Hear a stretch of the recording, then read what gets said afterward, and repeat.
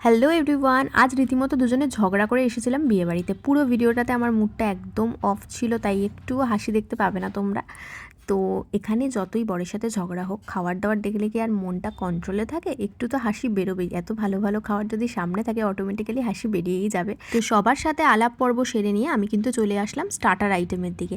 আর starter থেকে main course প্রত্যেকটা আইটেমই এত টেস্টি হয়েছিল যে বলার বাইরে। তারপর আমি চলে আসলাম সোজা মেন কোর্সে। কুলচা থেকে চানা মশালা, ফিশ ফ্রাই প্রত্যেকটা জিনিসই ট্রাই করেছিলাম। আর এদিকে মেন কোর্সের খাবার খেতে খেতে আবার আমাদের দুজনের মধ্যে লেগে গেছিলো ক্যাচাল।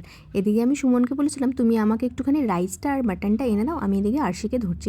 আর ওদিকে রাইস আর মাটনটা এনেছে, দেখো পুরো প্লেট ভর্তি করে, ঝোলে ভর্তি করে নিয়ে এসেছে। ও জানে আমি চর্বির পিস খাই না, ইচ্ছে করে শয়তানি বুদ্ধি করে নিয়ে এসেছে, যেহেতু ঝগড়া হয়েছে ওই জন্য। আর এদিকে মিষ্টির পার্টগুলো আমি টোটালি স্কিপ করে দিয়েছিলাম। তো আমাদের বিয়ে বাড়িটা তো এভাবে ঝগড়া হাসি মজা করেই কেটে গেল। তোমাদের ভিডিওটা কেমন লাগলো অবশ্যই কমেন্ট করো। টাটা।